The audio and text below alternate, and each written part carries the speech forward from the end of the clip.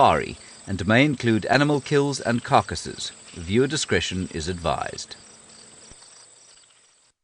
Good afternoon. It's a blazing 31 degrees centigrade, 87 degrees Fahrenheit. That is a Kudu bull, and this is Safari Live. Ready.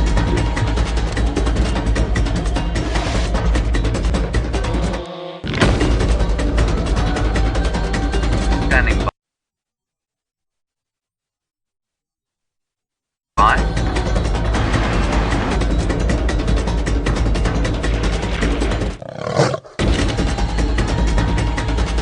5, 4, 3, 2, 1. You are live, you are live. Hello everyone. As I said, it is very hot out here, but very pleasant on this early autumnal afternoon here in the northeast corner of now sunny South Africa. My name is James Henry. David Eastor's on camera. There it is. That is his bent thumb. On the other vehicle, we've got Taylor McCurdy, and she is being filmed by the recently recovered Tick Bite Batman. That's very nice. And then out on foot, when eventually we get the Gari repeater working, you don't need to worry about that. Tristan will be on foot with Viam Durenbrak, who has just recovered from the, well, traumatic experience he had today of witnessing a spotted eagle owl being dissected by yours truly.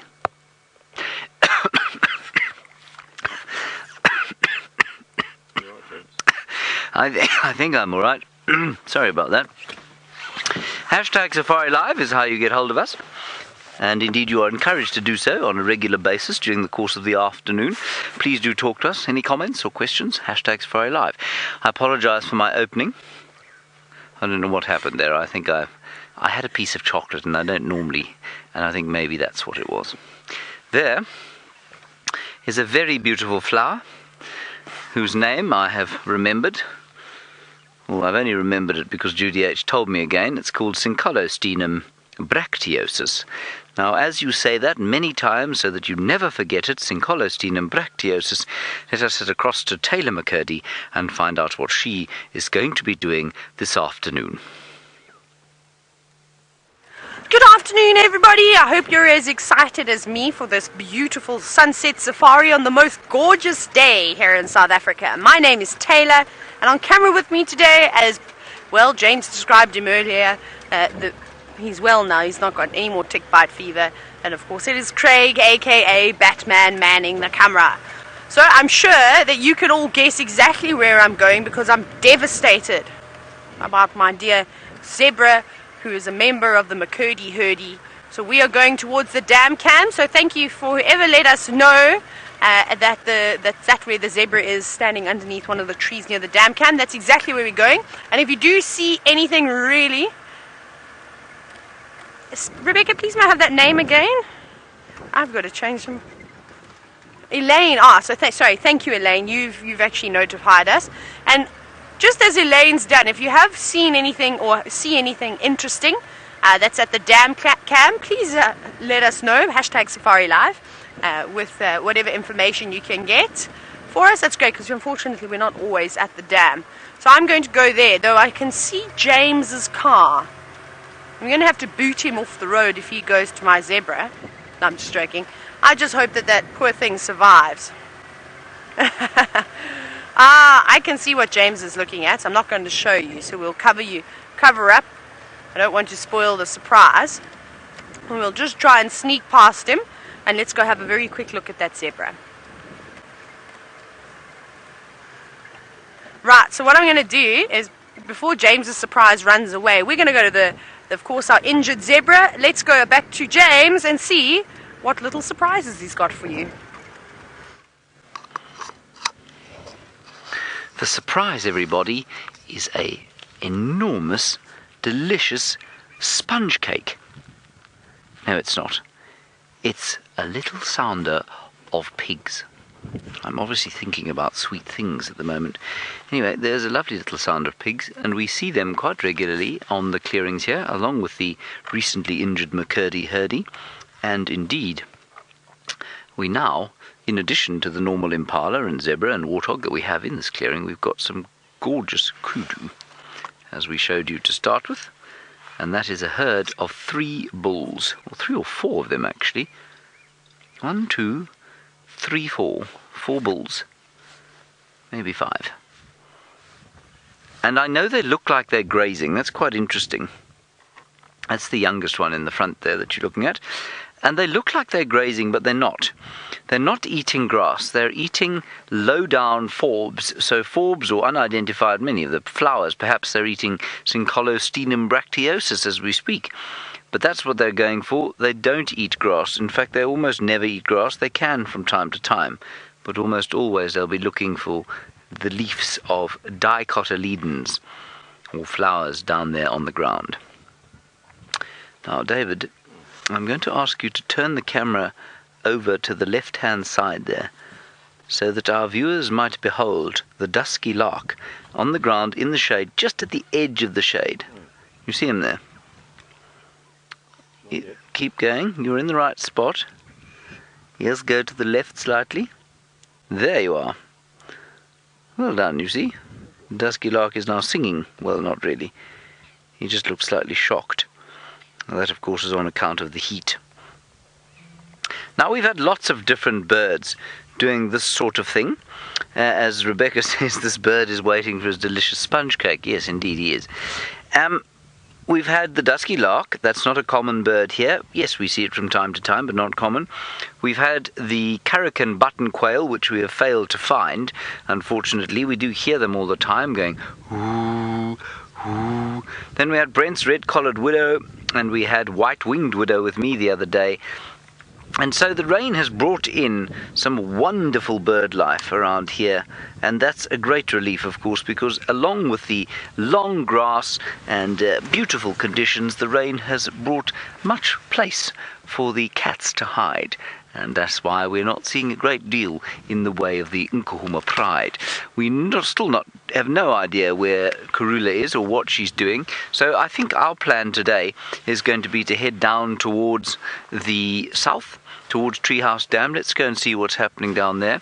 As I say, or as I mentioned, we've had a little bit of an issue with what we call the Gari repeater, which is just a piece of equipment, a fairly large piece of equipment down there, and it means that if that's not functioning, we're rather limited as to where we can go.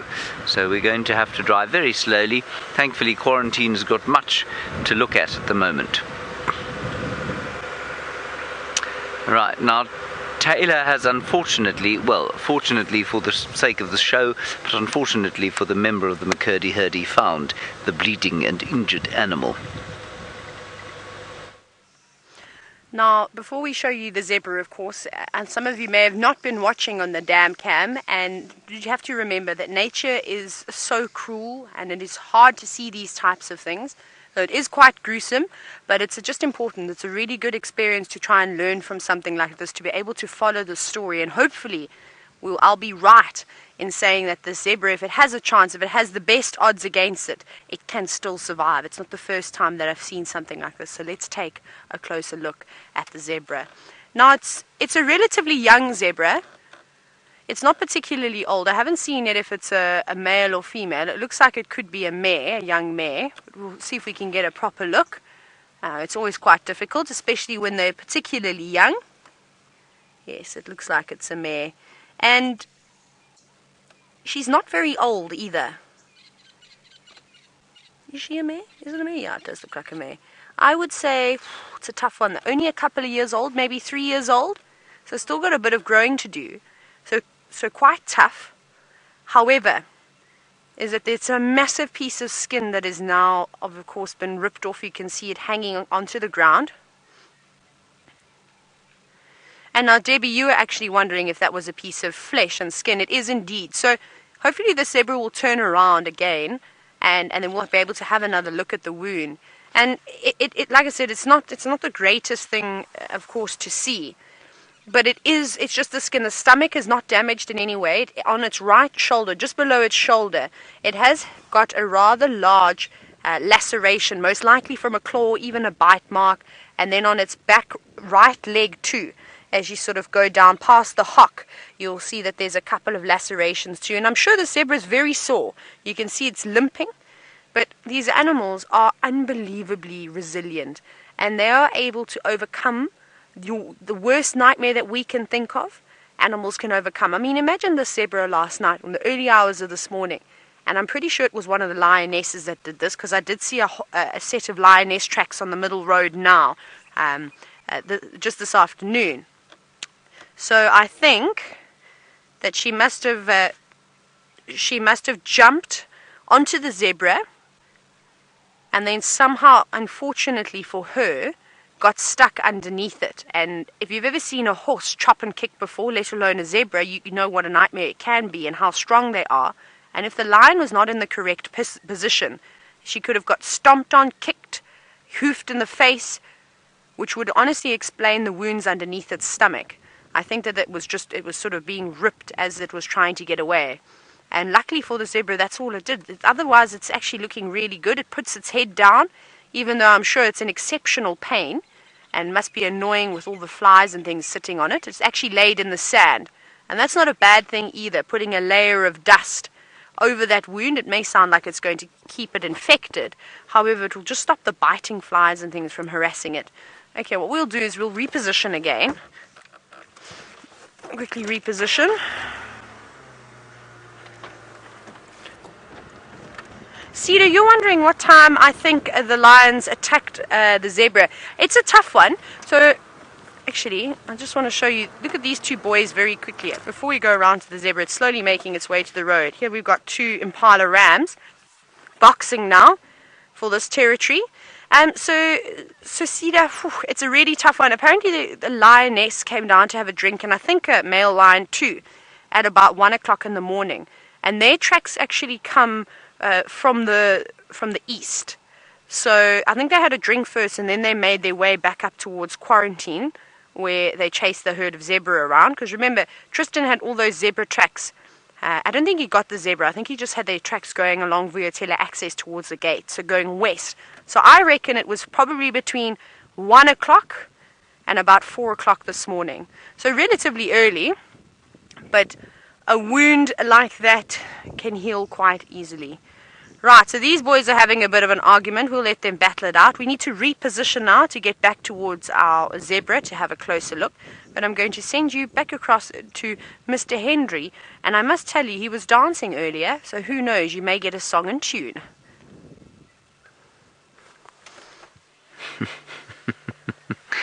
I may have been dancing earlier. Well, was I? No, I don't think I was. I don't know what she's talking about. The Impala, of course, that she was talking about are going to find each other increasingly distasteful, as we've discussed over the last little while. Anyway, there are the female version of the first antelope we saw today, the Kudu. And these are the ladies and one young man. Unless, just looking at the thinness of the one with the horns as horns. You know, you do sometimes get female kudu that have horns. They've obviously got more testosterone than others.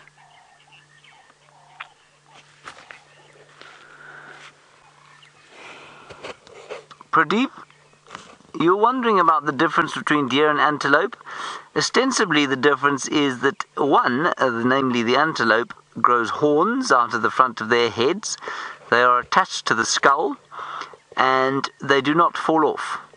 Deer grow... No, those are both bulls, I can see that. Deer grow antlers every season, and they then fall off.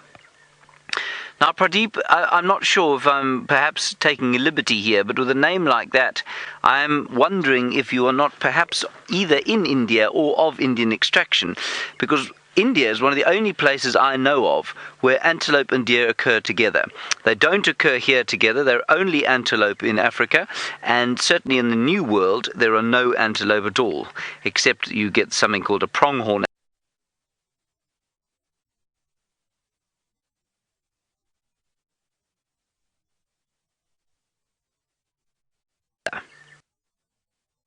David, of course, didn't realize that he will be shooting the Safari Live story, and because of it he will be learning extensively about the ecology of the grasses of this area, and he's very excited now. He's shaking his fist in joy. Marvelous. Right, we're going to try and move forward now, and in case we lose signal, Taylor is going to take over now with the zebra lying on the floor. Now, of course, as you look at the zebra, and as James says, it has gone from the standing position to laying flat on the ground. I'm really not that concerned just yet. I think the reason why the zebra has decided to lay flat on its side, it almost flopped to the ground. So it is difficult for it to bend down, as you can imagine, when you've had half of the skin on your body removed by the claws of a lion, is that now the flies can't bother it. And I think that must be one of the most... I mean, you've seen how upset I get when the flies fly in my eyes and my nose. Now imagine having a massive wound like that and the annoyance it must feel to have all those flies around you. Again, it's got a tail that it can swat with, but can you imagine its tail swatting against that open wound? It'll be exceptionally painful. So it is one of those things. So I think it's getting some relief by doing that, of course. And I think it's just going to have a siesta. It's weak. It's probably not feeling particularly hungry. Let's have another look at the zebra.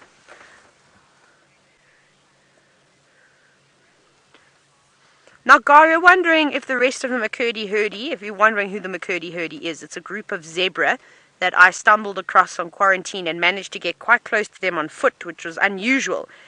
And then the name, the McCurdy-Hurdy, was given to them. So, Gar, you're wondering if the rest of the herd will shun the zebra? I don't think so, not at all. I think that's exactly what the zebra was doing this morning, was actually looking for the rest of the herd, because yesterday afternoon they were down hanging around here by the dam. They sort of have a routine. They start off on quarantine, spend the night there and most of the morning, and slowly make their way down towards the watering hole where there's these nice big knob thorns and marulas that provide a bit of shade. There's also good grazing down here. And I think it's just going to wait it out, and hopefully the rest of the herd does decide to come back this way. But this is the other thing now. We don't know if that herd is going to keep away for a long time.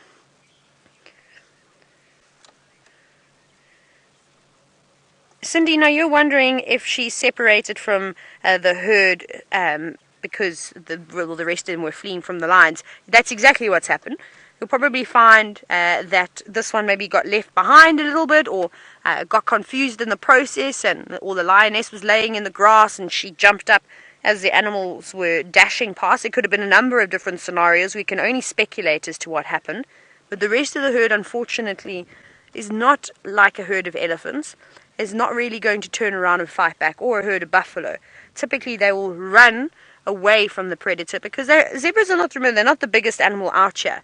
And of course, as we've seen many different times, zebras often fall victim to lions and end up on their menu. So definitely a mom with a foal is not going to hang around. They're going to book it and go in the complete opposite direction. And I actually think that this particular one is part of the small group. Like, it's actually quite interesting. The McCurdy-Hurdy is quite big. James said he's seen 9 together, and then he's also seen 5. I thought the one day I saw a couple more, but I could be mistaken.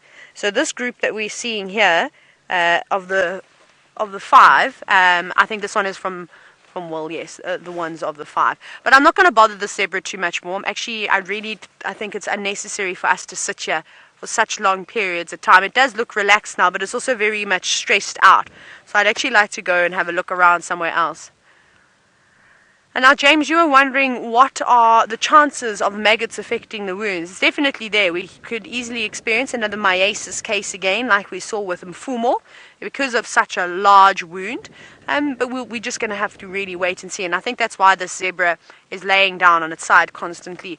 Now, the battle that's going to come in now, of course, is, is the zebra going to be eating enough? Is it going to be drinking enough water? Is it going to just be eating the bare minimum just to keep it alive? Today, it has been nibbling. I've seen it grazing for quite a number of hours. However, not as much as what it should. So that's another thing, of course, that they've got to face. But it's nature. If the zebra can overcome something like this, that's amazing. I'm going to move away from here just for a little bit. We'll come back a bit later. I just, like I said, I don't want to put this animal under too much stress I don't want to draw unnecessary attention to it, so we'll go drive around somewhere else for a little bit and we'll come back here. Sorry, Bex, can I have that question again?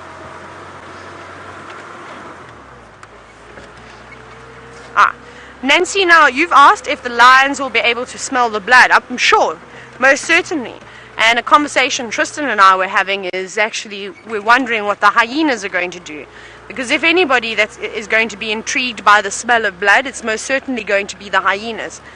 Now, I don't know if the clan of hyenas that hangs around here are all together, or if we've got these separate den sites for the moment, as we've seen with Ribbon. But if we were on Elephant Plains and we had that massive clan of hyenas that hangs around down there, so the clan of hyenas, if you saw the video that Tristan posted the other afternoon with the lions with the kahumas, that's the clan of hyenas I'm talking about. The zebra would not be here. They would have gone and taken it down earlier today. Right, so we're going to give that zebra just a bit of a break. Like I said, I don't want to push it too much. We're going to go searching for other things. James is driving down Weaver's Nest, the road of elephants. Let's go see if he's perhaps found any of those giants.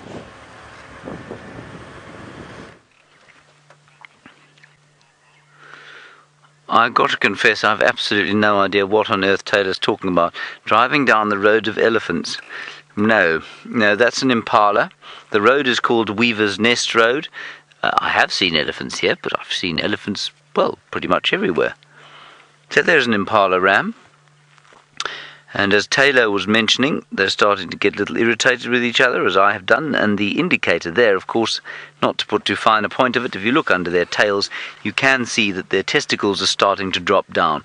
That is a function of the testosterone, and that will create sort of the irritation that they feel for each other. Their necks will thicken up as well. I feel like there should have been more to that sentence, but there wasn't. Yes, Lynn, they absolutely do. That's a great question. You say, do antelope chew bones like deer? I think that was your question. Absolutely they do. We have the Kudu and the NYALA specifically out here do it. I've seen them both doing it. I'm not sure if I've seen an Impala doing it, but they may well. And what else have I seen doing it? I've seen tortoises doing it. Interestingly, they aren't antelope, of course, they're reptiles. Giraffe do a lot of bone sucking during the winter time especially. So yes, absolutely they do. We have 10 species of antelope here, and I don't know if all of them would chew bones. I'm not sure if wildebeest would. We so seldom see sable or reedbuck, so I'm not sure if either of them do. Not sure I haven't seen Impala doing it. I've seen all the tragolaphids doing it, so the Kudu and the NYALA and the bushbuck. And there are some terrapins. There are lots and lots of them there, just sticking their heads up in the pan here. There we go. No, that's a piece of mud. That's not ideal, David. Bad luck. Try again. There we are.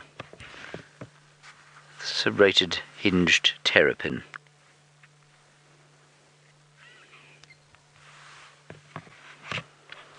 And they're sitting in a pan that quite often has buffalo lying in it.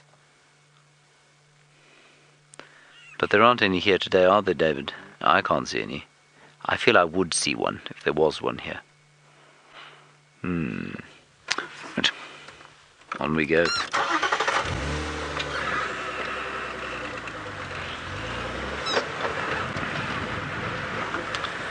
The next port of call will be Chelapan, which is not far from here.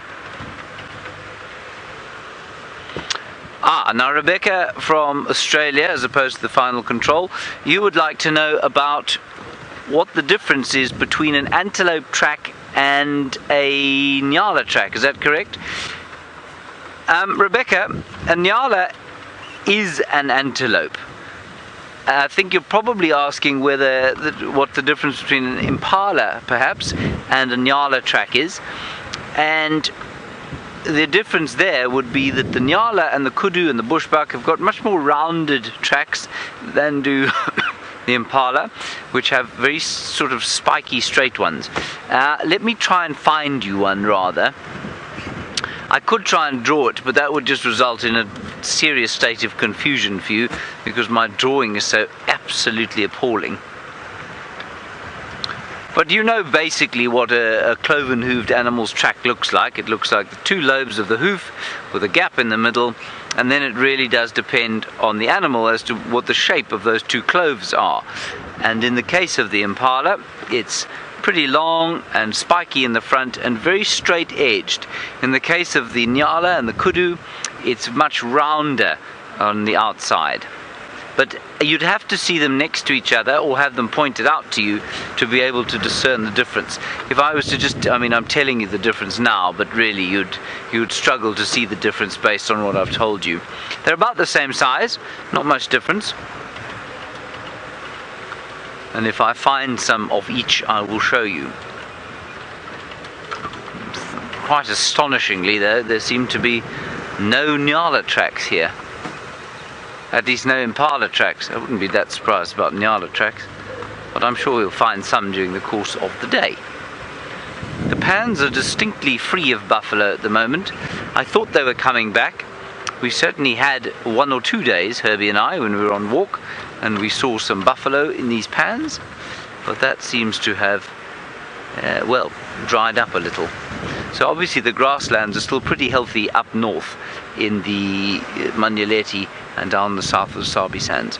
Taylor is now looking for the perpetrators of the crime that you have all been forced to witness during the course of this afternoon. We are indeed searching for the culprits, and hopefully we will find them. I think what we're going to do, we've just come down Philemon's cut line. I'm going to go along Zoe's very quickly. Let's have a quick look. And we're going to weave in and out of Rebecca's road. I don't know if you remember the one morning in Darby and I'm also going to grab a guarri bush to swat all of these flies. The one morning Darby and I managed to find those lions from quarantine looking across towards Rebecca's. Now there's a whole network of old 2 tracks that run through there from a leopard sighting with Karula and the cubs, and then as well as that lion sighting. And I wouldn't be surprised if they're lying around in there, because we haven't had any tracks coming out. We haven't had any tracks on Philemon's cut line, nothing on Rebecca's, nothing on Zoe's this morning. We've sort of done a big square around them. So that suggests that they must be in this block somewhere between quarantine and Rebecca's. And there's a lot of little mud wallows, so we're going to go and drive around in there and have a look and see if we can find them. I think that's going to be our best bet. Tristan, of course, is going to give us a hand too. And definitely with Herbie's expertise in tracking animals, I think we should have a good chance if we've got a vehicle and the bushwalk team moving around in that area. And then if we... Hang on. What's going on over here? What track was that I've just seen? Nothing. I'm imagining things. It was the track of about 3 Impala hooves on top of each other. Never mind.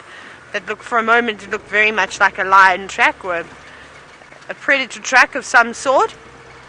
Well, let's keep looking around here. I'm just going to double check again, because there's definitely a possibility that the lions could have moved during the day. It has been quite warm though, so my money's more on them relaxing and sleeping it out under the shade of a tree.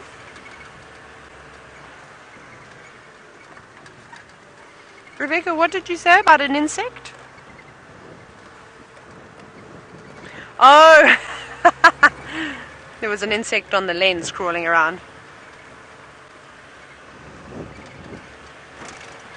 Hello, Alexandre, who is a new viewer. So everybody from our regular Safari Live viewers, please give Alexandre a very warm welcome. Now you're wondering whereabouts in South Africa is this and what time is it? Well, the time is we'll start there exactly 29 minutes past 4 in the afternoon. And we are in South Africa at the moment, and we're in a private nature reserve called the Sabi Sand. And essentially the Sabi Sand is one of the very many private concessions in this area that is open to the Kruger National Park. So essentially there are boundary fences, but around the Kruger National Park, the Sabi Sand, the Timbavati, and you name it, and Thorny Bush is now open to the Kruger as well. and the animals have basically got about 8.5 million acres of land to roam around on. We have 4 properties that we're allowed to traverse on. So we're on Djuma, private game reserve at the moment. We've also got Chitwa we can drive on, Cheetah Plains, and as well as Arathusa. So we're basically in the northeastern corner of South Africa, if you have a look at the map, which is quite nice. Right, let's check here, because this is still the drainage line, the possibility where these lions could be sleeping. What we'll do is we'll go through Rebecca's now. We'll go all the way down, and then we're going to run all the way along that drainage system just to the right of us. And let's keep our fingers crossed and hope that we're going to get lucky. But what we will do is later, we're definitely going to go back past that zebra. I do just want to give it a little bit of a break. And then we'll see, just before sort of sunset, I think we'll go back around and we'll have a sit, and maybe we'll put the infrared on to not disturb it. We'll just turn everything off completely and then watch it like that. I think that's going to be our plan. Right. Let's go and see. But I feel a little bit sad for that zebra. And it is only natural for us as humans to, when you see something like that, to feel saddened and want to intervene. But of course we can't, because it's natural. We didn't have anything to do with that. That zebra was lucky enough to escape with the, well, I'm so sorry, I just ate a bug and then I had to spit it out. That was not very ladylike of me, I apologize. But luckily I live in the bush. Right, James has got himself to a watering hole on a hot day like that. Surely there must be something there. Let's go take a look.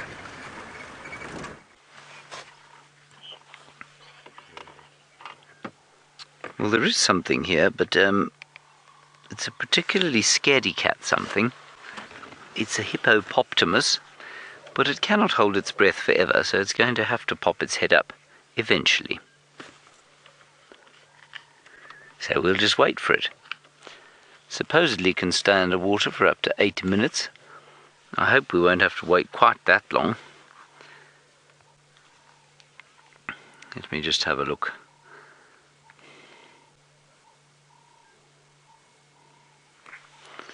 Roughly 1,500 kilograms of hippopotamus there. Oh, you can see the movement there of the surface of the water there. Oh, up and breathe. There you go. We see we're not so terrifying, scaredy cat.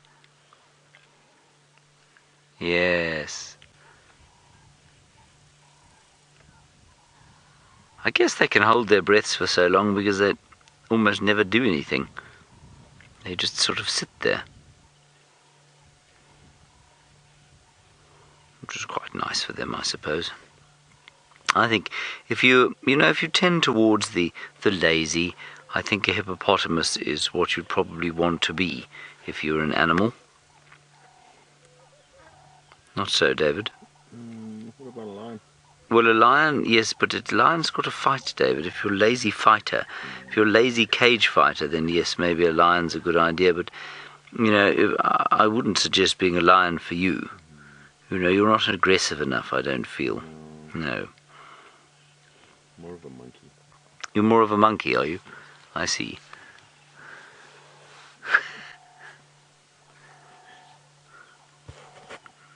And it's a very peaceful afternoon here, sitting with this hippopotamus. I suspect that he, like most of the chaps that find themselves alone in the waterholes, is a young bull hoping one day to take his own pod. Until then, he must live the life of a lonely bachelor. Poor fellow. He probably doesn't mind too much. Now you will read that they will stay underwater for between 1 and 8 minutes at a time. I have very seldom seen them stay underwater for more than 30 seconds at a time. 5 to 6 minutes, I'm just reading here, seems to be the longest period.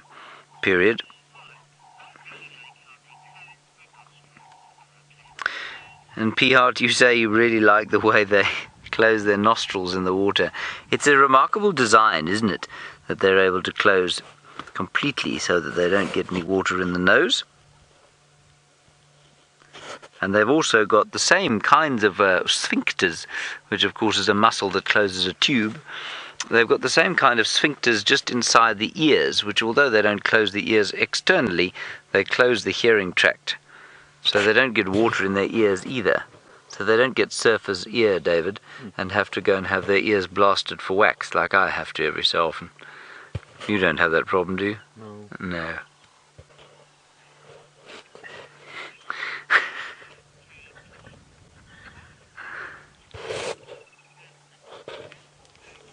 Hello, OJP. You're wondering about the sight that a hippo has underwater. OJP, yes, in theory they could see underwater, and in places like the Okavango Delta, I suspect they use their eyes quite extensively when they're under the water, moving along the channels, sort of walking along the ground and then pushing themselves up to have a breath and then sinking down again. But that's because the water's clear. No kind of eye will be able to see in the murky depths that is twin dams. So, yes, although I think they probably can see underwater, no, I don't think that hippopotamus can see any further than you or I could see in water like this. Visibility 1 millimeter. And interesting, you can see how he's not vaguely worried about breathing. He's just sunk his nose in so that he doesn't have to breathe.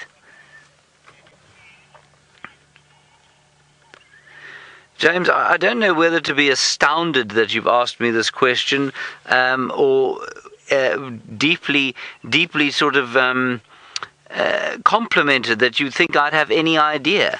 You say, how big is a hippo's lungs compared with that of a manatee?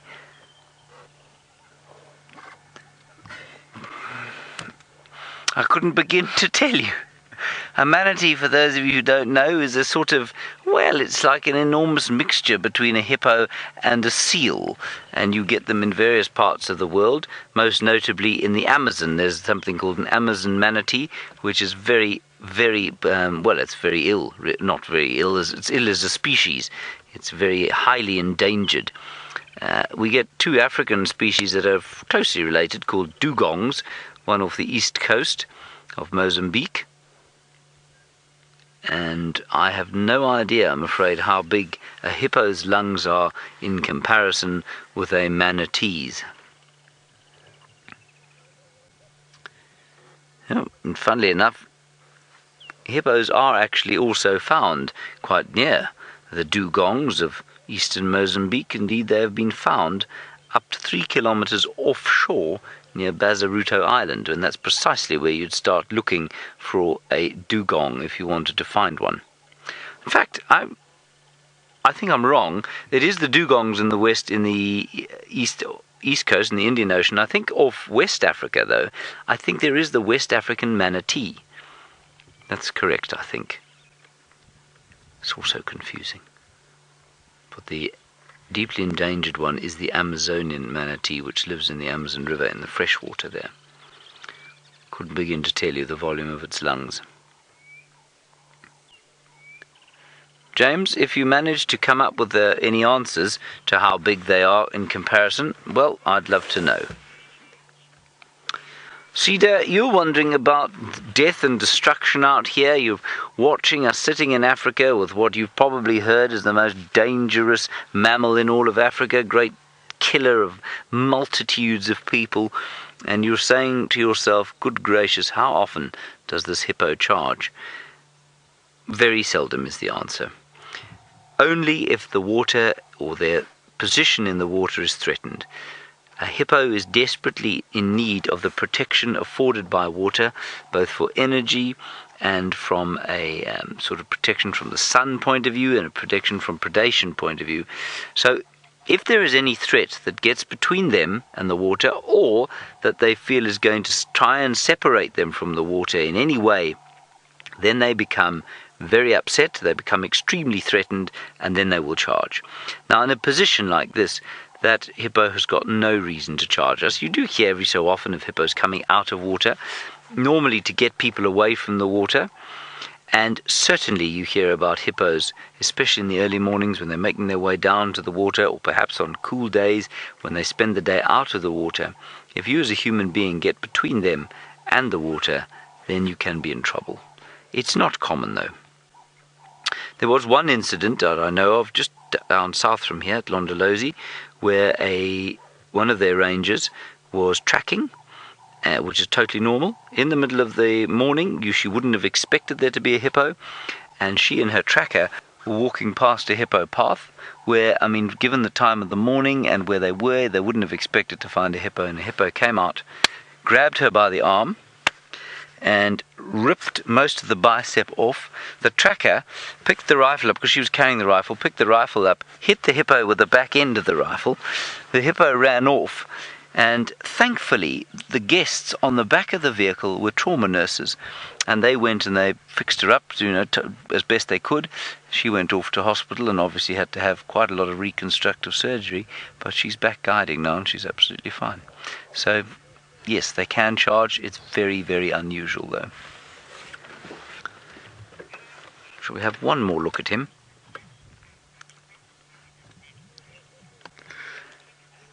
Kaitek, you say, is hippopotamus Latin or Greek for waterhorse? As far as I'm aware, it is Greek. From the word, I'll check for you immediately. I'm 99% sure it's Greek and not Latin. Hippo meaning horse, potamus meaning water or river. Yes, it's Greek. Hippopotamus. Hippodrome, that used to be where they would race the chariots. What else has got the word hippo in it? And in fact, most people now associate the word hippo with the hippopotamus. But in actual fact, it does in fact mean horse. And the horse-like antelope, the hippotragids, those are the roan and the sable. When you say hippotragus, nobody ever thinks of a horse, do they? Alrighty, I think we've squeezed all we can out of this very pleasant sighting in the shade of this lovely hippo. Oops. And we're just going to drive gently up onto the wall there and see if we can't see down over the edge.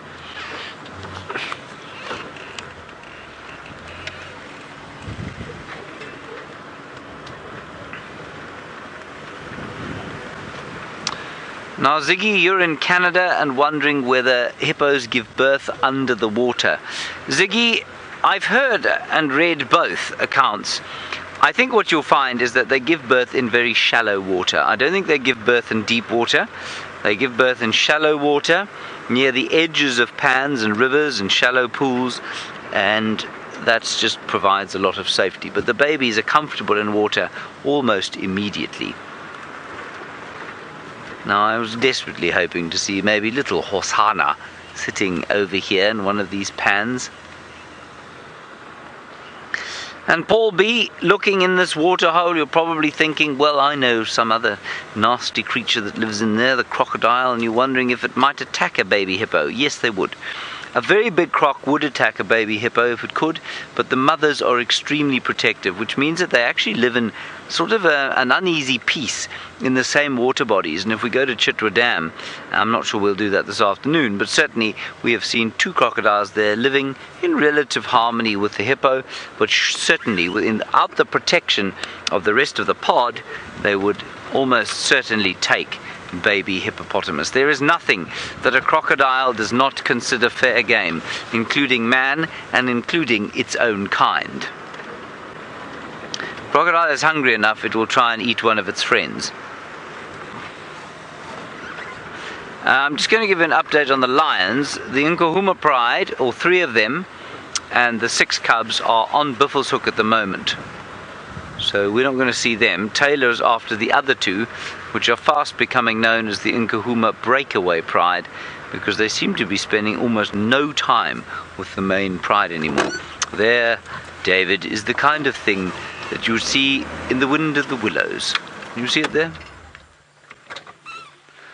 Do you know what I'm talking about? David, well done. A water lily. I seem to remember there being water lilies in the Wind and the Willows. I can't remember the story at all, actually, but I remember being thoroughly amused and enjoying it as a youngster. I think my mother had to read it to me. I was a slow learner, David. I learned to read late. Now, I think, I'm just trying to remember, I've forgotten the Latin name, so I'm just going to look it up quickly. Isn't that lovely? And it's waiting for a little frog to come and sit there. And some dragonflies. Very lovely indeed. There we are. Water lily, Nymphea, of course. Nymphea. Nymphea nuttali.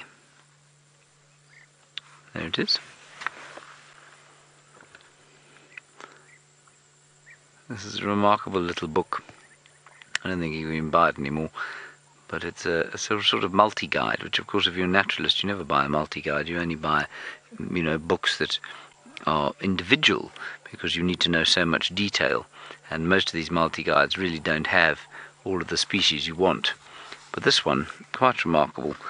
My mother gave it to me when I became a ranger many years back, knowing that I knew absolutely nothing. So any sentence in there would be of help in my chosen career.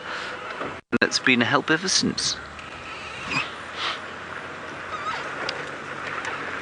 Right, Taylor is now up and running again. I think she was attaching some technical equipment to the car and she'd like to tell you all about it. I would indeed like to tell you all about it. What we quickly went back to go and get was a vital piece of equipment that we need out here in the bush, and that was of course in the form of an infrared light. Now, especially because we've got this very injured zebra lurking around, there's potentially an opportunity for a really amazing sighting tonight. Whether it's going to happen or not, I'm not sure, but I'd rather be prepared than miss out on some exciting action. So we went back very quickly just to grab one of the infrared lights, so that if perhaps a clan of hyenas or the pride of lions pick up on the scent of that zebra and start stalking it again this evening, we can watch in complete darkness. Of course, you'll all be able to see. I'll be able to see on my monitor, but without interfering in any hunt whatsoever. And of course, the old ways of us doing it, and this is so great, it just shows you how far along we've of course come with Safari Live, is the fact that now we can sit and not disturb the animals. Before, you'd have the spotlight on, you'd have to switch off when they started stalking and sit in complete darkness. And then of course it's not great for you because you can't see anything. We literally have to sit in the dark. So that's why it is so important to have infrared, and the fact that we got them is brilliant. And I'm sure that you are all loving it. Especially, one of my favorite things to be able to do was actually the other night when we sat with that very relaxed herd of zebra. How great was that, seeing the elephants at night, just carrying about. Excuse me. And again, here, and it starts. So yes, it's just great to watch the animals do their thing, and as well as not miss out on any action in the evenings. Right, so what we're going to do is we're going to go onto Rebecca's again. I did drive it very quickly. There were no tracks, but then I shot back home. So let's go and check some of those 2 tracks that I was telling you about, those old off-road tracks. Herbie I just had a quick chat with Herbie as well. He's walking around. He's at the transformer at the moment, having a quick look to see if he can see any tracks, because that's apparently where the lions had crossed in from. Some other lions. It sounds like there's at least 2 or 3 females on the property, so it could potentially be the 3 females, the 6 cubs, and 2 Birmingham boys. We're not certain yet. Tristan has got a better idea, so once he's up and running, we'll ask Tristan to fill you in a little bit, and hopefully he'll give you better insight, or hopefully we can just, find the lions. Wouldn't that be great? Now remember, of course, this is a live interactive safari. If you've got any questions for myself, James, or Tristan this fine afternoon, you're more than welcome to send them through on Twitter, and then just add the hashtag Safari Live. Right, are you ready to do a bit of investigating? I am. I like to play detective. It's one of the fun things out here in the bush, trying to put together pieces of the puzzle. We've got one very big piece of the puzzle. Like James said, we need to, of course, now find the culprits. I think Rebecca just called me Nancy Drew for a second.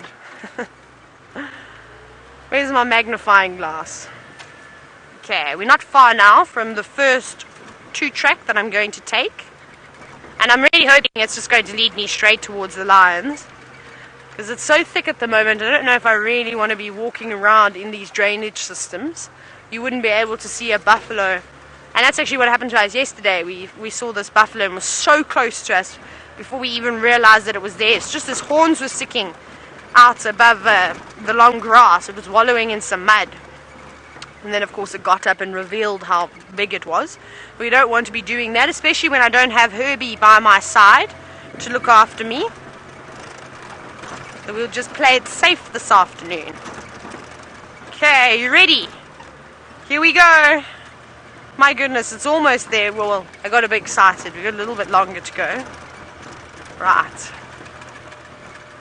My goodness, you forget how long this road actually is every time I drive it. It feels as though it adds on a couple of yards.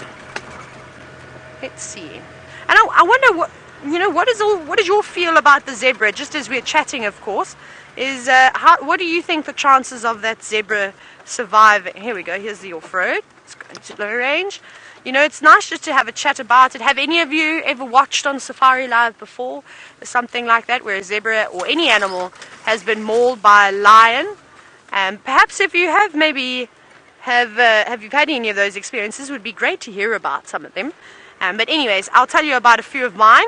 Let's go across to Tristan now. He's finally up and running, and well, he's closer to the ground than I am. Maybe he's got some tracks to show you.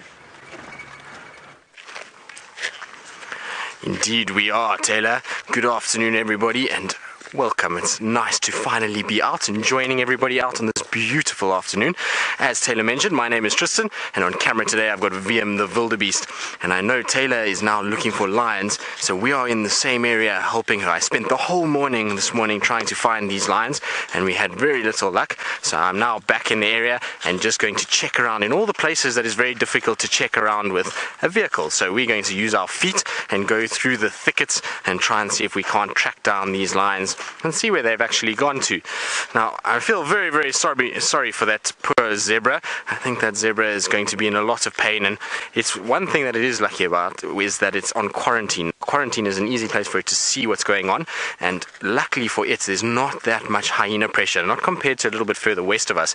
If that zebra was in the west, towards Elephant Plains and Somamili, its chance of survival would be almost zero because of that big hyena clan there, and it's just going to have to hope that the lions don't come across it in the next few weeks.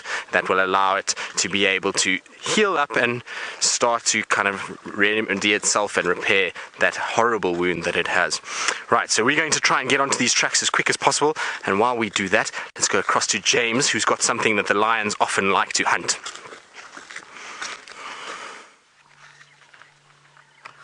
They do like to hunt it, but it's so very small, and they look like little donkeys when they're that small. Waterbuck, wagging their tails. Now, we've many times discussed their scent and their smell, and what I've got right now in my nose is the smell of a stable. So they smell quite strongly like a stable. That one smells worse than that now, of course.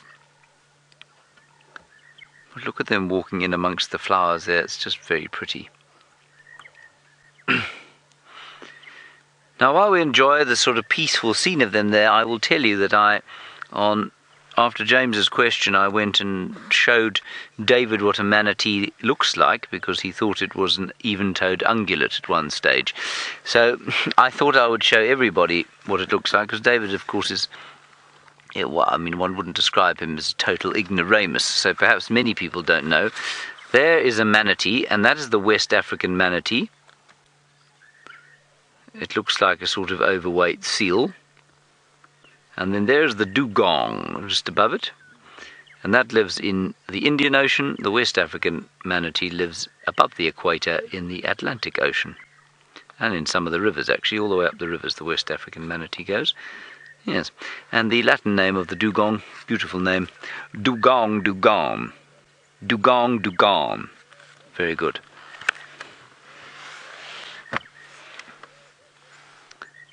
He's so cute. That is, I think, the cutest baby antelope. I'm not sure you get a cuter baby antelope than that.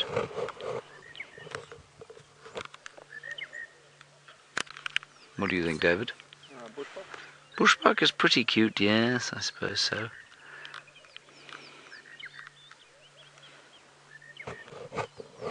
And and the ubiquitous monotonous lark.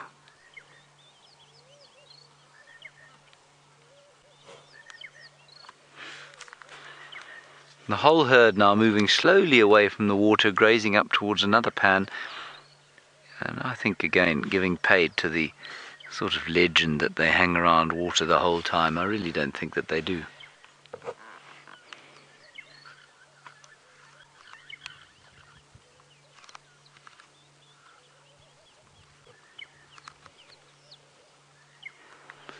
Beautiful, beautiful scenes. Now we're going to head down towards Chitwa Dam and see if we can't find ourselves some more hippopotami and possibly a crocodilo. There won't be any manatees or dugongs though. Lise, you say, how quickly is this grass going to disappear? Lise, it'll take it till probably at least July, I imagine. Or maybe June, maybe end of June. Much of what you're seeing now though is not grass. Much of that are forbs. Much of that is forbs. Much of that is forbs. Yes, because that is singular, David. Much of that is forbs. I'm sure that's right. Anyway, much of what you're seeing forbs can be. And very little, or there are not many things that will eat the forbs.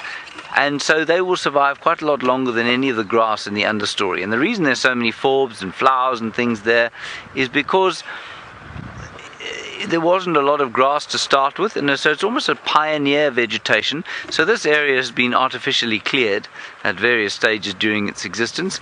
That's made it a favoured grazing place for many of the animals. That's resulted in much of the grass being grazed out, and therefore you get these pioneer sort of species. David, this is exactly the same place, the same squirrel that was here yesterday carrying something across the road. I'm going to reverse slightly.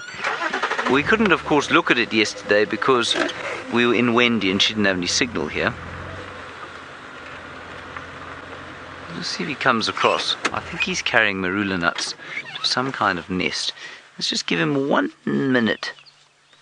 And I'll finish saying there that so what happens is, as soon as the rain comes, this pioneer vegetation, which is made up of lots of wild flowers, there you can hear the hippos calling, which is made up of lots of wild flowers, comes forth, and then there's very little in the way of grass underneath.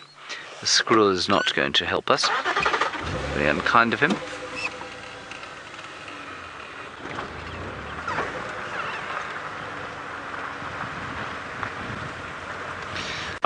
Tristan is out on foot, and he, rather like Taylor, is on the trail of the Nkuhuma breakaways. There's an elephant in the water. Well, I'm not on the trail just yet. I am looking to try and find exactly where these tracks went. So when we're tracking lions or any of the cats, it's very difficult just to go walking in a random area and just hope that you're going to find footprints. The best way to be able to do it is to actually find the footprint itself, where it's crossed a road and accessed into a certain area. From there, then you get on behind the tracks and you start to follow slowly, and you look for any little signs of any little pug marks on the ground or flattened grass as you walk. If you look on our left hand side here, you see the grass is quite long, but when a lion or a pride of lions walks through that grass, you're going to find a situation where the grass is going to flatten out completely, and it's going to be much easier to see where they've walked. Also, you'll look for small little areas where there's pockets of sand that you can start seeing little tracks. You might find a toe, you might find an edge of the back of the pad, and that gets you into a situation where you're able to walk and find what you're looking for. So probably what we're going to do is, because I haven't found any tracks here, but this road that we're on at the moment is one of the main access roads for the reserve, and so the vehicle traffic on this road is really high, which means that most of the tracks from today unfortunately will have been driven over. So what Herbie and I have thought of is we're going to go into this area and we're going to start checking, and we're going to zigzag our way through and try and see if we can find these little open sections and see if there are any tracks in there. But we can't find any tracks from here where they actually crossed back into our side, so hopefully we'll find some sort of evidence evidence of it, but I don't know if we will. It should be quite interesting to see how they've gone. Now, if we do find evidence of them going in, it's going to be quite a tough situation to do, because inside here the grass is probably about this high, so it's going to be like something out of the gladiator scene when you're walking and all the grass is on either side. We'll have to watch where we're going. Now, interestingly enough, there are actually lion tracks here, but these are not the ones that we're looking for. So if you have a look, there we go. That is a big male lion footprint. If I put my hand, you can see that it is about the same size as my hand. Now, the reason why I know it's not fresh is because a lot of the rocks on top are loose. Had this lion walked here today, that rock would be flattened into the soil and it would have a very smooth appearance. So these are not the tracks we're looking for. We're looking for different ones. Now, while we carry on trying to find these tracks, I believe James has got a massive animal that is almost not visible in water, which is quite incredible. This is the most exciting, wonderful, beautiful little sighting of an elephant having the best time. As you know, elephants love swimming, and this chap is having a real killer swim here. And I say killer because just around him there's a crocodile. He obviously doesn't give two hoots about the crocodile. The hippos are giving him a bit of gears. They're not that happy to see him there. And I think that's what that screech was earlier on when we were talking about the manatees. Now, this elephant, of course, is behaving like a manatee, isn't he, David? And he's just, you can see he's having fun. I tell you, animals don't play, animals don't have fun. They only do things for a purpose. This young bull is having a fun time.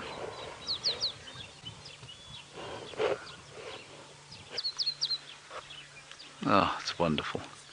Still afternoon, slight breeze, and now this elephant in this gorgeous light having a swim.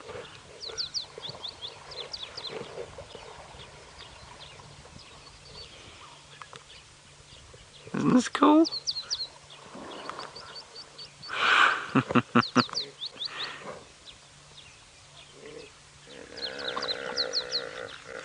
And of course, what makes this so cool is that we're almost at eye level with him.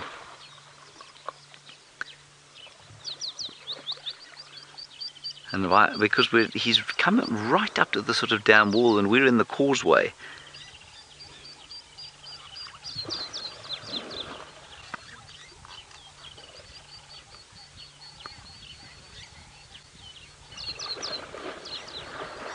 Yes, I know exactly what you mean. You say that a lot of you are saying this really makes you want to go for a swim. It's exactly how it makes me feel.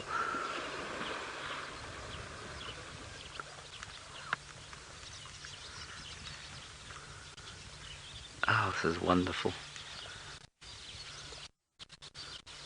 And that's not the only creature here. I'm just going to ask Dave to pan slightly to the right of the elephant. And there's a little green-backed heron on the bank there. There he is. He's going fishing.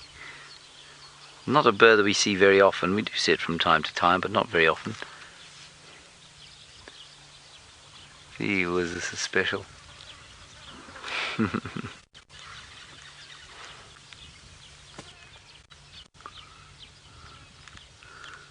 Now I wonder if we shouldn't sneak forward slightly to the second causeway there. Well, he's not going to get out that side. He's going to have to come back this way. Oh, that's wonderful. What do you think, Dave? Let's give it a shot. We're going to try it, everybody. Just very slightly forward. We might lose signal.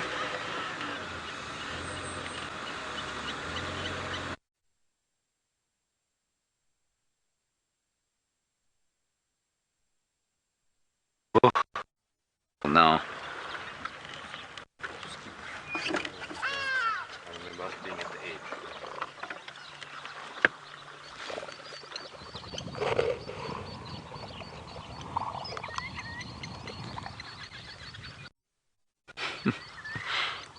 Are we still live?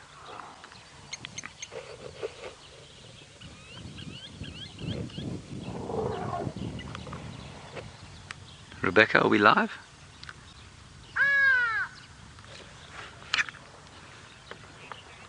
Oh, we are live. Good stuff. Okay, well, there's the elephant. He's now disappeared on the corner. We can't see him. I don't think I want to move. I might have to. Shall we go up?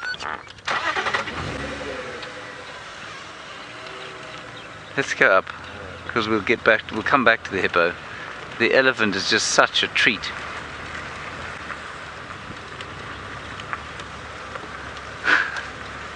And a huge herd of impala running along the bank as well.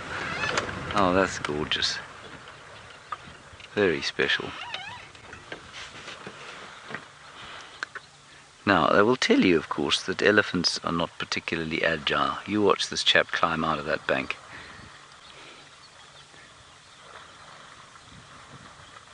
You'd struggle to get out of that bank as a human being. I think he's also digging in the mud now. He might have to come back this way.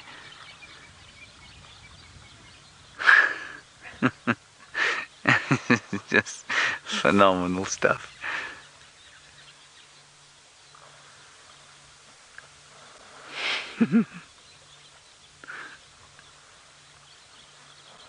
Let's see if he gets out here.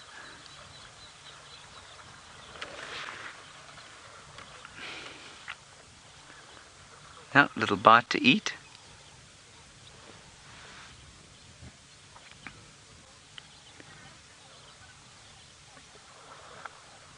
And of course, the great question we were asked the other day by Judy H is, of course, we know that elephants don't have very waterproof skin. They lose water through it in the sun as a way of evaporative cooling. They don't sweat, they just lose water. And she said, do they get soaked? I mean, do they sort of absorb water? Do they not have a problem with that? And I couldn't really answer. And the answer is, I'm sure they don't, but I'm not sure what the mechanism is. As you can see, he is very wet, and he's now climbing out of the water. I suspect he might go back in. Elephants like to have long swims. He's just having the best time. Often young bulls like this.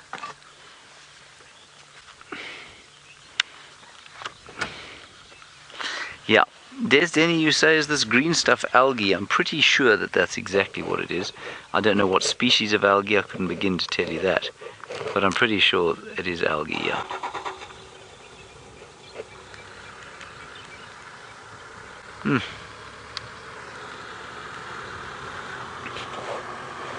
Good afternoon.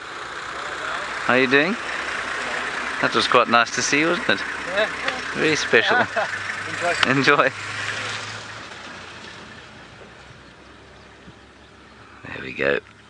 He's had enough of his swim and he's climbed up a really very steep bank. And look, he looks like he's carrying water. He's not like I don't know, I've seen rhino get into water and come out and they dry off much quicker than that. So maybe he does have a certain sort of sponge-like quality to his skin.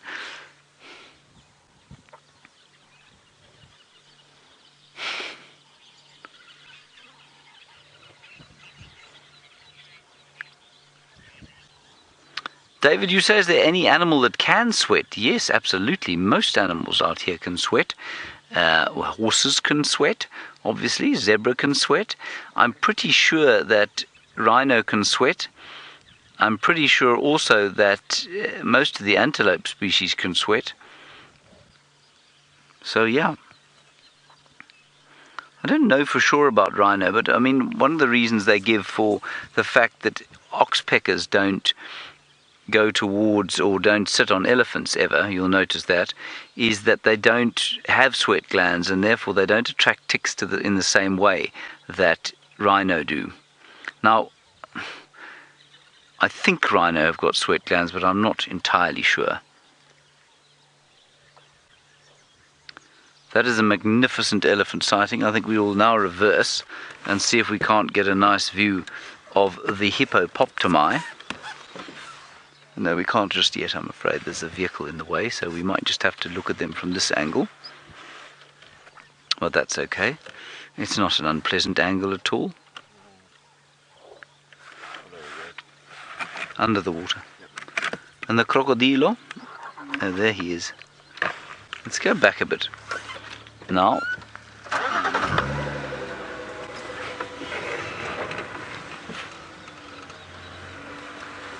Apparently our signal is extremely high. That's certainly not something you hear when you're driving windy. We're right back there, Dave.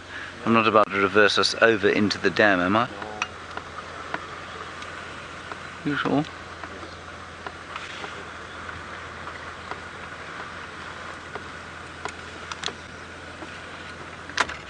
We are going to be starting a school drive in 5 minutes, everybody. So just be prepared for that. There's a beautiful shot here of a 3-banded plover. Right here, David. That little bird, which is normally so far away from us.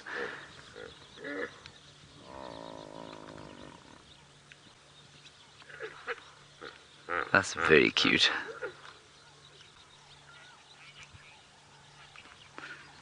And the prettiness of the red and green is Rebecca, not from, where was the other Rebecca from? Canada, wasn't it? Straya. This Rebecca from Final Control says the contrast of the red and the green is so pretty. It is so pretty. Gorgeous. Gorgeous stuff. Now there is a crocodilo here. We did see him just before you came live to see the elephant. Where yon crocodilo is, I don't know, but here comes the green-backed heron.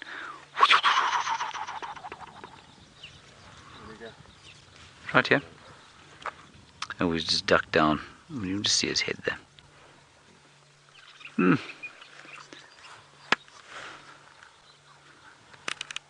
And all the swallows massing now. As I said to you the other morning, the swallows are starting to mass in preparation for their trip home.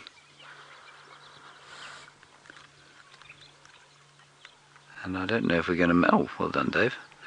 That's very good stuff.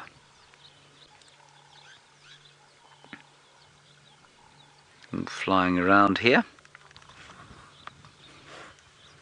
Picking up insects that are flying above the surface of the water.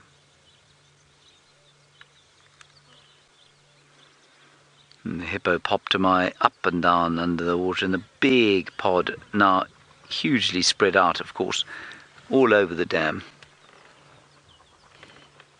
And in the background, in fact I can actually see it, Dave, can you see the very far end there? You can see the hippo just to the right. Keep going. There, that lot. They were going...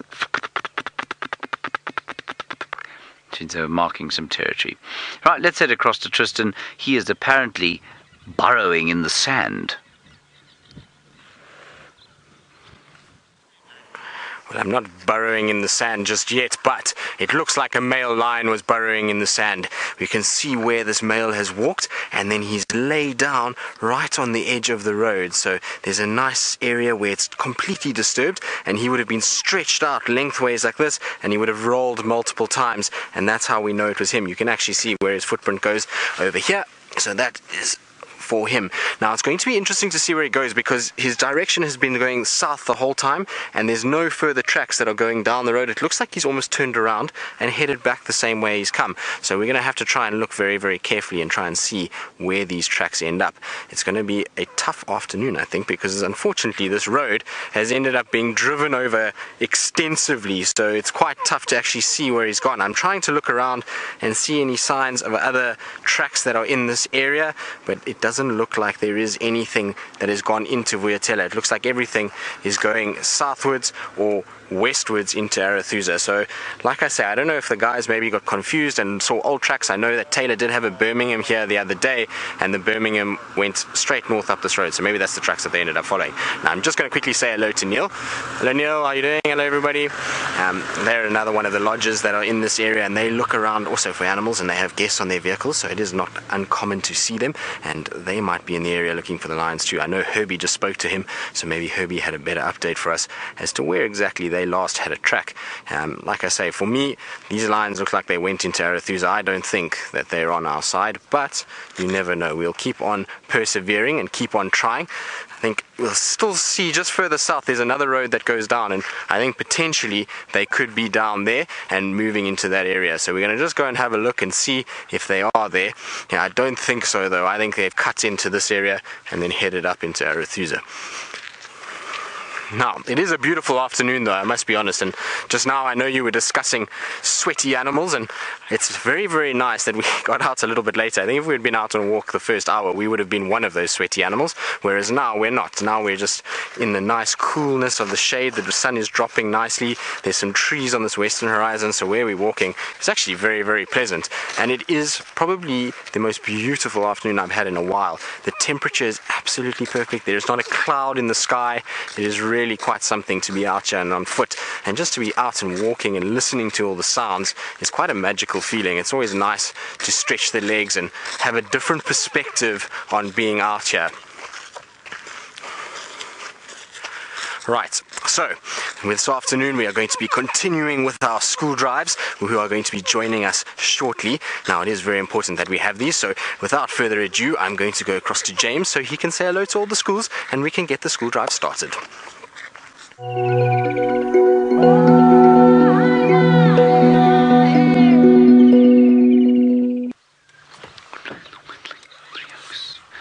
Welcome all of you from Westlake Plains, Crawford Plains, Westlake and Three Oaks schools.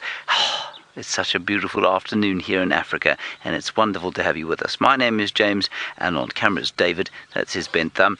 You will meet Tristan soon. He's on foot tracking lions, if you can believe it. And also Taylor is looking around for lions. She's in a vehicle. For now, let's have a look here at this beautiful waterhole, while I tell you that we're in the northeast corner of South Africa, and I know some of you in Canada think you're in the most beautiful country in the world, and those of you in America think you're in the most beautiful country in the world. You'd all be wrong, of course. This is the most beautiful country in the world. This is South Africa. And we're here in a place called the Greater KRUGER Park. And it's a very, very famous wildlife area, and there we have a hippo. If we go down a bit from there, just underneath that tree there, David, there was a hippopotamus. Now, clearly he's disappeared. There we go. Isn't that nice? Beautiful. Now he's hiding. There are lots more hippo in this dam, and hopefully we'll see a few of them. Well, Ravreet, you've asked a question that is, well, it's a difficult one to answer. You say, how many species are there in this park? Well, Ravreet, it's easy to answer how many mammals there are. It's easy to answer, sort of easy to answer how many birds there are. But it's not easy to answer how many in total there are. There are birds, there are mammals, there are frogs and reptiles and fishes and trees and insects and arachnids and all sorts of things. So there are thousands of species here, and we haven't managed to count them all, because half the time we don't even know they're here, especially when it comes to the little things. But we have, for example, that's a swallow, that's a barn swallow. We have, for example, 9 or 10 species of antelope here. We've got elephants and hippo and buffalo. And then in terms of the carnivore, we've got lions and leopards and hyenas and cheetahs and wild dogs and jackals and 4 species of mongoose and genets and civets and honey badgers and striped polecats and any number of bat species, some of which we don't even know. So it really is quite difficult to say how many species we have. Now, do you recognize that bird, everybody? I bet you do. I bet all of you are thinking, they can't be in South Africa, they must be in America. That's a bald eagle. Well, it is certainly similar to a bald eagle, but it's the African fish eagle, which is very closely related to the bald eagle, but it's a little bit smaller than the American bald eagle, because everything in America is bigger than it is everywhere else in the world. I'm joking, it's not really. But that is slightly smaller than the American bald eagle. I'm sure you get bald eagles in Canada as well, I imagine. Possibly on the west coast, I'm not sure exactly. Heighton, you say, why is South Africa a great place for a safari? Well, Heighton, it's because if you come to a place like this where we are on the western fringes of the great Kruger Park, well, you can see all the animals. It's safe to come here. There's some beautiful lodges, one of which, of course, we're sitting just opposite. This lodge is called Chitwa. And you would come and stay there, for example, and you'll come on game drives. There are great guides here who will show you around, and you've got a really good chance of seeing elephants and lions and cheetah and wild dog and giraffe and buffalo and all sorts of interesting things. We're going to drive up onto the top of this wall here. And while I answer Ryland and Sahara's question, which is how do hippos stay underwater for so long? Well, they just are adapted to it. They've got big lungs. They don't use a lot of oxygen because, remember, they're not running around. They're sitting in the water the whole time, so they're not actually swimming. They're just kind of standing there. And so they've got big lungs, and their blood absorbs a lot of oxygen, and that's how they're able to stay underwater for such a long time. Let's see if we can't get another view of all these hippo, because there's so many of them.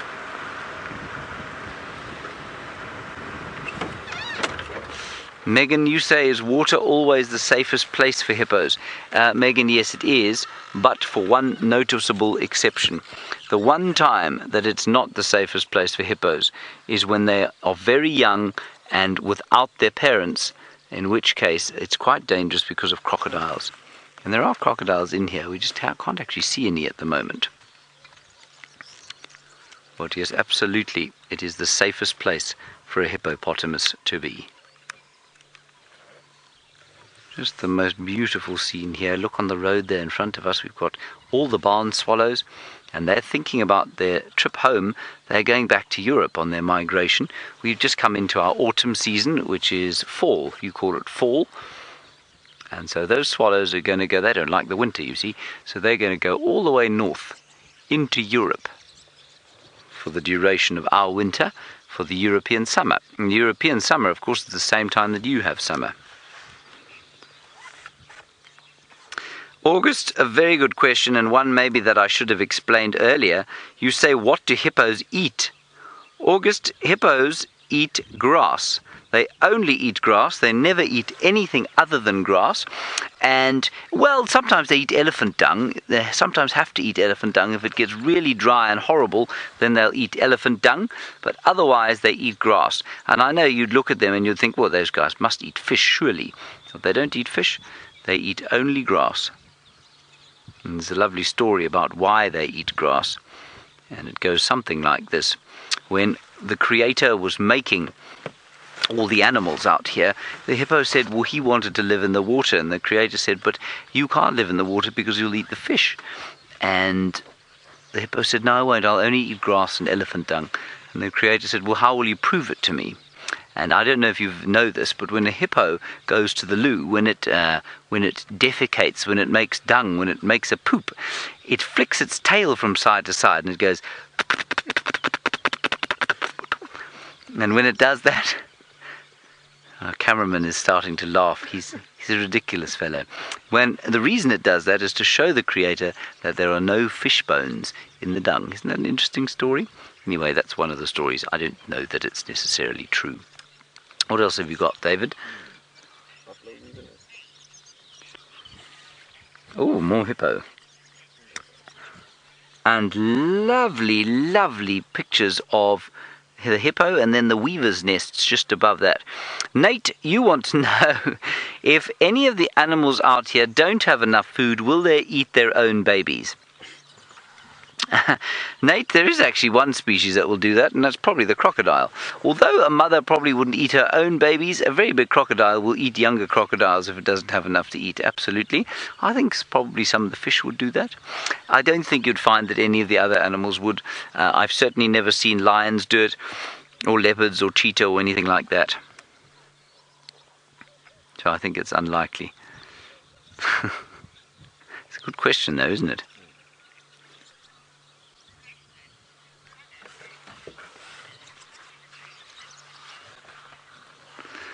Well, Connor, you ask a very good question. If you look carefully, you can answer it yourself.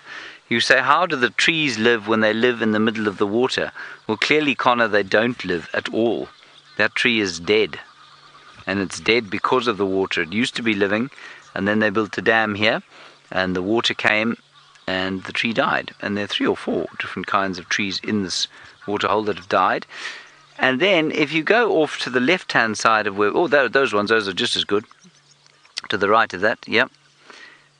There we are. Those trees are in the water, but they've only just gone into the water. We've had lots of rain, so that part of the bank has just flooded. And because it's just flooded, those trees will be okay for the next little while. They may survive the season. Righty, let's head across to Taylor. She's walking around on foot. No, she isn't. She's driving around in a vehicle, and she's looking for lions. Right, hello everybody. Welcome, of course, and a big schools that have just joined us. My name is Taylor, and on camera with me today is Craig, and we have been searching for lions. Can you believe that? However, we don't have any lions, but look what we've got in front of us on the road. Look at this sneaky bird. Now, as you will learn in South Africa when you join us for more and more shows, is that we have got some of the best birds in the world.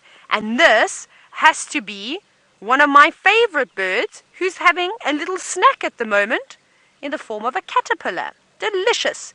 Now, this is called a southern yellow-billed hornbill. Now, it's just flown around the corner, and I think that there are lots of gremlins around here. So when I say gremlins, is that because we are in the middle of Africa bringing you this live feed, sometimes it's a bit tough when you drive around. There's things that want to jump on your vehicle and prevent you from seeing things. So we're going to try and find another hornbill for you, which I suspect we will see, and I'll tell you a bit more about them. But let's go across to Tristan again and see if he's having any luck with his lion search. To all the schools that have joined us, it's lovely to have you with us. I hope that we're going to have an incredibly good 45 minutes with you. Now, my name is Tristan, and on camera I've got VM the wildebeest, and we're out on a bushwalk. So we are walking around in the middle of Africa's wilderness, looking for all the little things that the drive often misses, as well as trying to find some tracks to track down some big lions. So that's our plan for this afternoon. Now, I've stopped at this little tree over here because this tree is quite an interesting one. If we have a look at the top here, you'll see that there's some little growths that are growing off the tree.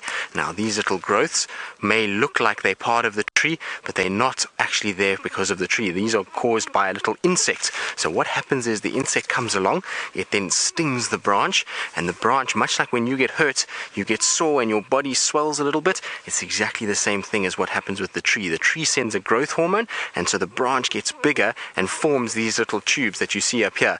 And those little tubes, the insect then puts its larvae inside, and the larvae feeds off that growth material until it gets big enough to be able to hatch and be an adult little midge or wasp. Now, this particular one that we see here is for a midge, so this is called a gall midge, and this little growth is known as a gall, and that's why that midge gets its name.